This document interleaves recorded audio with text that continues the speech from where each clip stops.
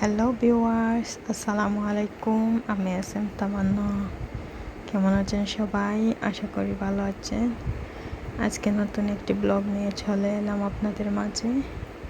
এই যে দেখুন, আজকে আমি ঢাকা দক্ষিণ গিয়েছিলাম আমাদের ঘরের জন্য কিছু মাছ এবং কিছু সবজি আনার জন্য। শেষ হয়ে গিয়েছে, তাই ভাবলাম কিছু সবজি নিয়ে আসি আর সাথে একটু মাছ। আর আমি বেশি জিনিস এনে করে ফ্রিজে রেখে দিই না, আমার বেশি ভালো লাগে টাটকা জিনিস খেতে। তাই জন্য আমরা প্রতি সপ্তাহে সপ্তাহে গিয়ে এগুলো নিয়ে আসি। আর কেমন আছেন সবাই? কী অবস্থা আপনাদের সবার? কমেন্টে জানাবেন। আর এই তো আমার বাজার করা শেষ, এসে আমি তাড়াতাড়ি রান্না বসিয়ে দিয়েছি, প্রায় সন্ধ্যা হয়ে গেছে। এই তো প্রথমে ভাবছিলাম গ্যাসের চুলায় রান্না করবো, পরে ভাবলাম না, লাকড়ির চুলায় রান্না করি।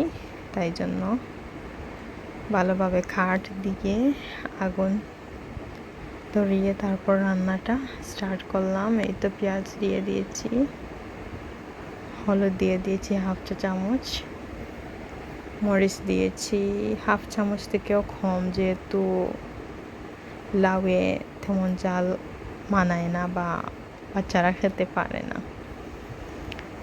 আর ধনিয়া গুঁড়ো দিয়েছি। এবার ভালোভাবে নাড়িয়ে নেব। আর স্বাদ মতো লবণও দিয়ে দিয়েছি, বলতে ভুলে গেছি। এই যে দেখুন, আমার পুরো হাঁড়িটা ভরে গিয়েছে কদুয়ে, সরি লাউ। ওটা সিলেটি ভাষায় কদু বলি, আপনারা কি বলেন জানাবেন। এই তো আবার নাড়িয়ে দেব। সেই ফাঁকে আমি চা বসিয়ে নিয়েছি, আমার মেয়ের জন্য একটু হরলিক্সও বানাবো।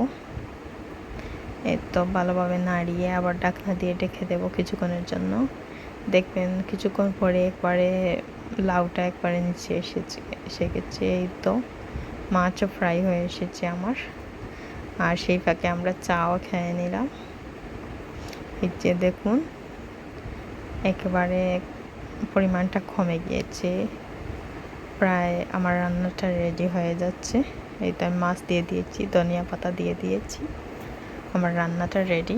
মাশাআল্লাহ, অনেক মজা হয়েছে। লাউটা একবারে কচি লাউ, খেতে অনেক স্বাদ লেগেছে।